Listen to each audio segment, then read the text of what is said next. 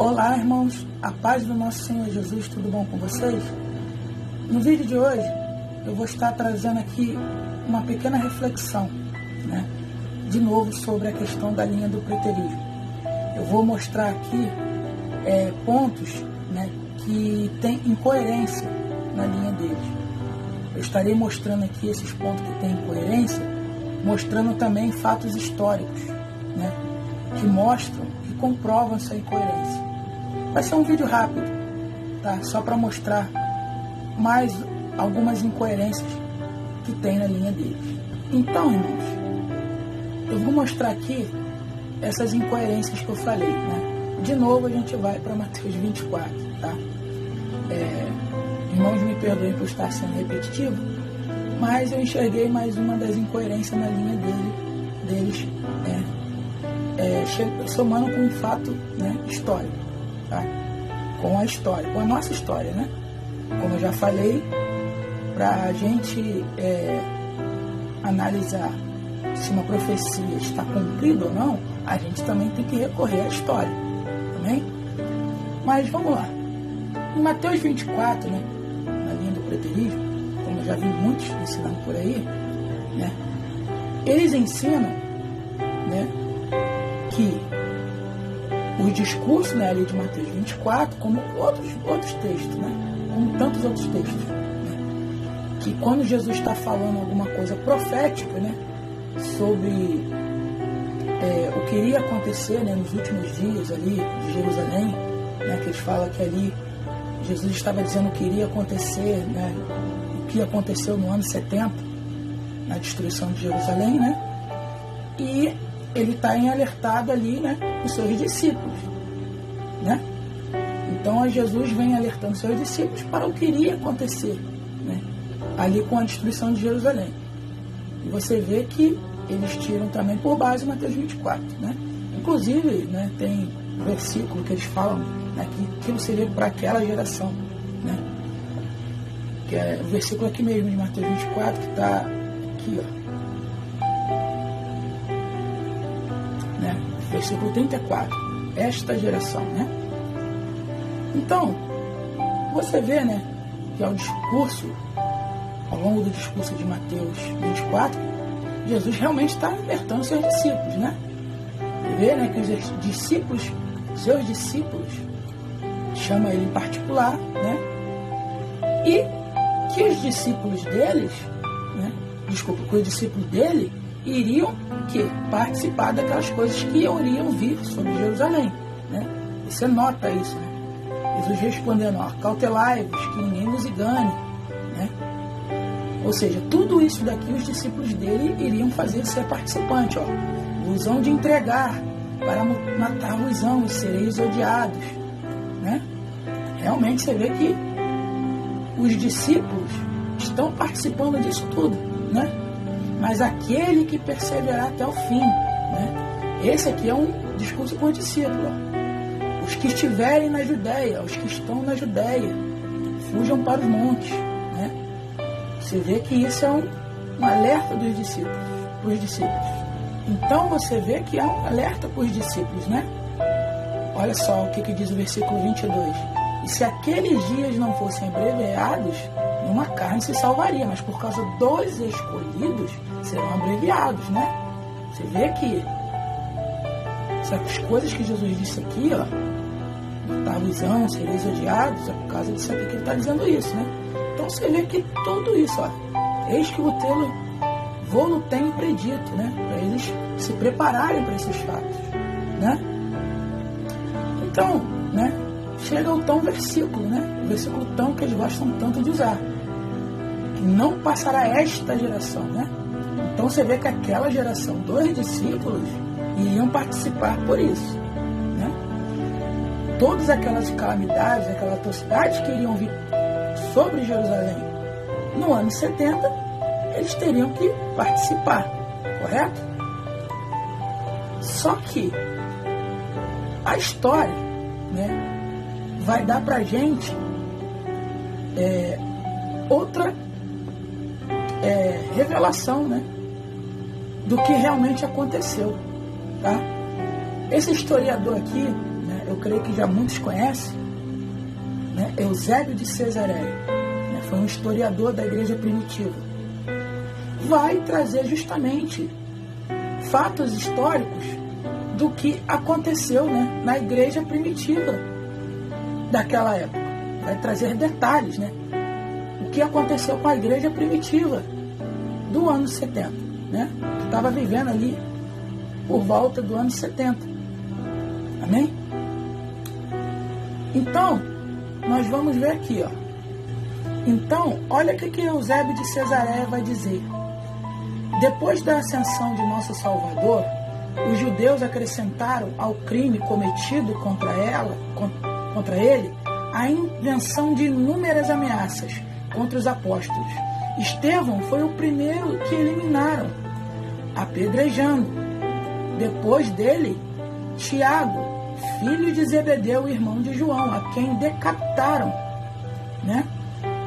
E depois de todos, Tiago, o que depois da ascensão de nosso Salvador foi o primeiro designado para o trono episcopal de Jerusalém e morreu da forma que já descrevemos, né, antes. Que está mais acima, né? Estou aqui fazendo um resumo. Aqui é mais acima de mostra como Tiago morreu, né?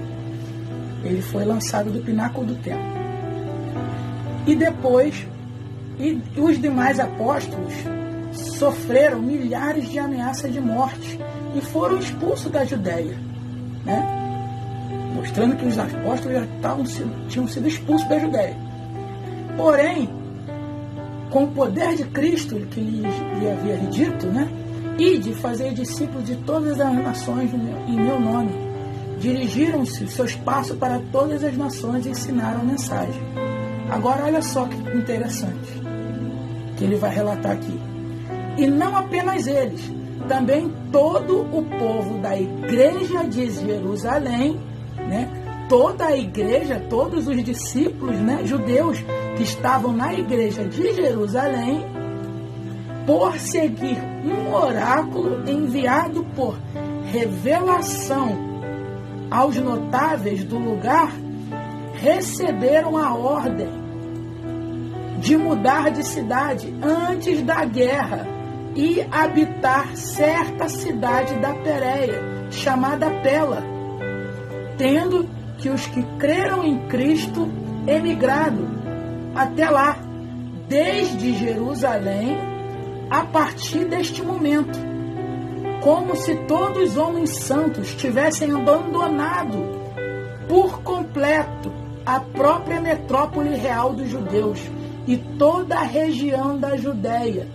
A justiça divina alcançou os judeus pelas iniquidades que cometeram contra Cristo e seus apóstolos, e apagou dentre eles os homens de toda aquela geração de ímpios. Então você vê, irmãos, né, que aqueles alertas que Jesus está dando ali, né, para aquela suposta geração, né, que ele estava alertando os discípulos em Mateus 24, que iriam passar por aquilo tudo. E segundo o preterismo, eles passaram por isso tudo no ano 70, né? Eles ensinam isso.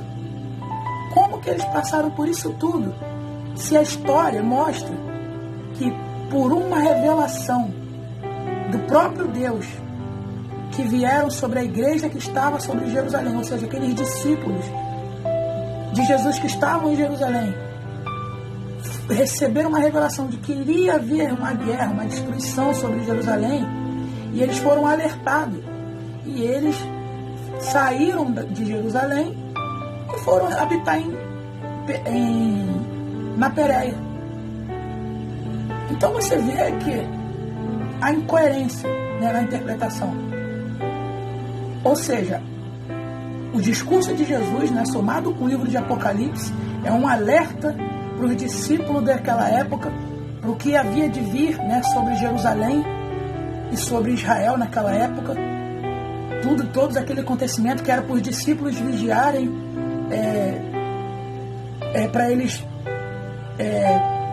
tomarem cuidado com a vida de vir, né, para vigiar, para se manter no Senhor, né, que o Senhor vem alertando, Mas você vê que eles não passaram por isso. Olha a incoerência no pensamento, né? Na interpretação. Então você vê que essas coisas mostram como que esse povo, eles não analisam todos os fatos, né? Cria-se uma doutrina com textos isolados, né? E eles vão arranjando um jeitinho de encaixar as coisas ali, outra aqui. Eu leio o texto só aqui, outro não leio o contexto todo. Eles espiritualizam o que não tem que, textos que não tem que espiritualizar, e textos que eles deveriam espiritualizar, eles não espiritualizam, e não veem realmente, eles querem colocar nas histórias. Eles falam que é no complemento, é no ano de 70, mas coloca coisas depois do ano 70. E você vê aqui mais uma incoerência na linha de interpretação dele. Entendeu, amados? Então, se o texto é para aquela geração, né, e aquela geração haveria de passar por perseguição, morte, aflição, guerras, rumores de guerras, dentre várias outras coisas, inclusive, né, Jesus tendo voltado para eles, né, como que eles passaram por isso tudo, se Deus mesmo revelou eles, para eles saírem de Jerusalém, para eles não passarem pela destruição e por aquelas aflições que havia de vir. Vocês querem ver mais uma incoerência? Vamos ler agora Mateus 16, que é mais um texto que eles usam. Vamos lá. Mateus 16. Amém? Porque o Filho do Homem virá na glória de seu Pai com seus anjos, e então dará a cada um segundo as suas obras.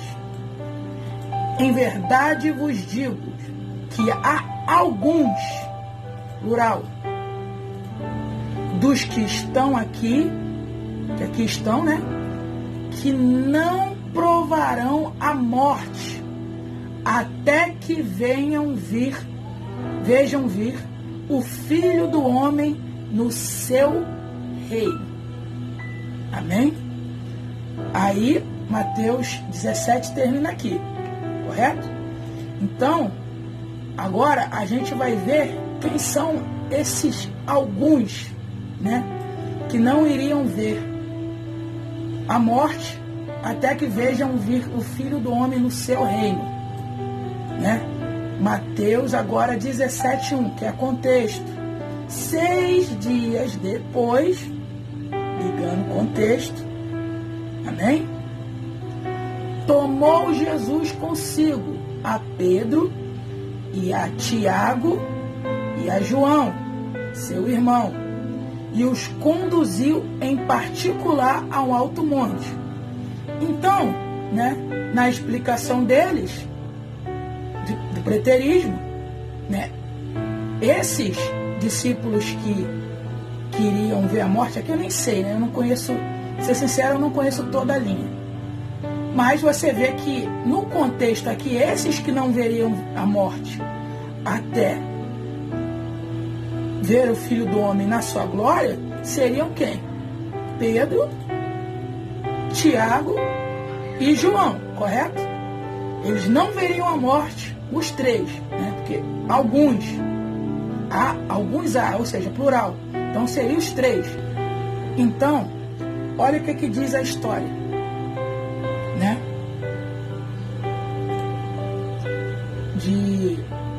Do mesmo autor, tá? Do Eusébio de Cesareia, mesmo livro. Da perseguição nos tempos de Nero, na qual Paulo e Pedro foram adornados com martírio. Ou seja, Pedro e Paulo foram mortos na época do imperador Nero, pelas perseguições do mesmo, tá? Vocês que querem ler o livro, né, para comprovar, né, vocês podem ler aí, leem aí, quer dizer, né? Eu não vou ler tudo aqui para não ficar grande o vídeo, mas olha só. Assim, pois, está proclamado primeiro inimigo, né? Aqui no parágrafo 5, de Deus, inimigo de Deus. Esse inimigo de Deus aqui é Nero. Entre todos os que o foram, levou a sua exaltação ao ponto de fazer degolar os apóstolos, né? Esse falando de Nero. De fato, diz que sob seu império, Paulo foi decapitado na própria Roma e Pedro foi crucificado. E disto, da fé, o título de Pedro e Paulo que predominou para os cemitérios daquele lugar do presente momento. Ou seja, Pedro e Paulo foram mortos na época do imperador romano, Nero, né? Vamos lá, biografia de Nero, imperador romano. Reinado de 54 a 68, da era cristã. Ou seja, Pedro e Paulo foram assassinados, né, por imperador Nero nessa época, né, antes da queda de Jerusalém, no ano 70. Então, você vê que Pedro, que é um desses que Jesus já que falou do contexto, foi morto no ano 60, até o ano 68, teria que ser morto no mínimo, né? No máximo, quer dizer, até o ano 68. E se o reino de Jesus, que eles falam, né, que ali o Jesus instituiu o reino, né? No ano 70, como que Pedro não provou da morte? Segundo as palavras de Jesus. E já vimos aqui também que Tiago morreu também, os dois Tiagos, né? Um decapitado e um jogado do pináculo do templo antes do ano 70. O único que ficou vivo, se tem relatos, é João. Então a promessa de Jesus falhou, né? Porque ele falou que há alguns que iriam ver a volta do Filho do Homem sem provar da morte, né? E esse do contexto são esses. A promessa só foi para João? Então, olha as incoerências, irmãos. Na verdade, irmãos, esse texto aqui tem um contexto que o próprio apóstolo Pedro testifica disso. Olha só o que diz em 2 Pedro, né? Eu vou só ler para o vídeo já está grande. Eu falei que ia ser curto, mas olha só. Vamos ler aqui, ó. Porque não vos fizesse saber a virtude da vinda de nosso Senhor Jesus Cristo, né? Ele vai falar aqui da vinda, segundo fábulas artificialmente compostas, mas nós mesmos vimos a sua majestade. Porquanto ele recebeu de Deus Pai honra e glória, quando da sua magnífica glória foi dirigida a vós, seguinte voz: este é meu Filho amado, em quem vos tenho comprazido. Olha só, né, como é que Pedro está narrando esse fato de Mateus 17, da vinda que ele falou ali, né? Olha o que diz aqui em Mateus 17, 5. Pedro está relatando, né, o monte da transfiguração. Está falando da vinda do nosso Senhor Jesus Cristo. E logo em seguida falou do que ele contemplou no monte da transfiguração. Na verdade, aquilo ali que Jesus fez, aquele ato profético ali que Jesus fez, Pedro, ele entendeu depois. Entendeu? Ele entendeu depois que aquilo ali testemunhava a glória do Filho de Deus, né? E que ele iria se levantar no reino dele. Então, irmãos, Pedro, ele entendeu, né, que aquela glória que se manifestou no monte da transfiguração, segundo ele mesmo testemunhou, falava também a respeito da vinda do nosso Senhor.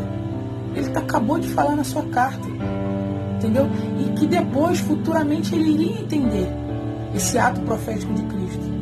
E olha só o que ele vai continuar dizendo, né, a respeito disso. E temos Muito firme é a palavra dos profetas, o qual bem fazeis estar atento, como uma luz que ilumina em lugar escuro, até que o dia esclareça e a estrela da alva apareça em vosso coração. Né? Olha só que interessante. Olha o que Pedro acabou de fazer. Acabou de apontar para os profetas. Né? Que ele entendeu depois esses dizeres de Jesus, né? Ali no Monte da Transfiguração, que ele disse antes, como ele se transfigurou, a glória ali que ele se manifestou, Moisés e Elias, né? Aparecendo para ele, apontando também para os profetas e para a lei, né? E ele acaba de fazer uma alusão aonde estava testemunhada realmente a vinda do nosso Senhor, nos profetas. E que isso não era para aquela época, que iria se manifestar no futuro, como está testemunhado nos profetas. Amém? Então Pedro testemunhou dessa vinda que o Senhor falou. E ele entendeu esse ato profético do nosso Senhor. Amém? Então, irmãos, eu vou ficar por aqui. O vídeo já até ficou mais longo do que eu queria. Amém? Eu só queria mostrar essas incoerências, tá? Eu tenho batido muito nessa tecla do preterismo, porque eu estou vendo que tem muita gente indo por esse caminho. Amém? É um erro muito grande, é um despreparo total do povo de Deus, das pessoas que creem nisso, tá? Essas pessoas que vão por esse caminho, irmãos, eu sinceramente eu não sei qual é a mentalidade deles. Amém? Então você vê que essa é uma doutrina que as pessoas vão ser enganadas fácil pelos falsos profetas no tempo do fim, quem crê nela. Entendeu? É uma doutrina que vai levar pessoas a apostatarem da fé. Então é uma doutrina de perdição. Por isso que eu tenho combatido tanto, tá? O meu trabalho é esse, eu vejo que o meu chamado é esse, é estudo de profecia, tá? Com relação à vinda do nosso Senhor.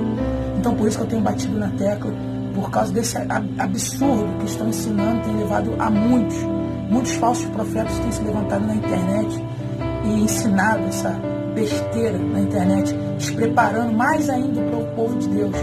Que o povo de Deus já está muito atrasado na palavra, né? Ainda se levanta uma vertente dessa, então desprepara mais ainda o povo de Deus. Amém? Então eu espero que os irmãos entendam eu estar dando essa ênfase, tá? Nessa doutrina, combatendo essa doutrina, por causa justamente disso. Eu tenho sentido no meu coração, tá? De estar combatendo isso. Amém? Então fiquem na paz do nosso Senhor Jesus. Qualquer dúvida, qualquer pergunta, vocês façam aí no comentário. Amém? E até um próximo estudo.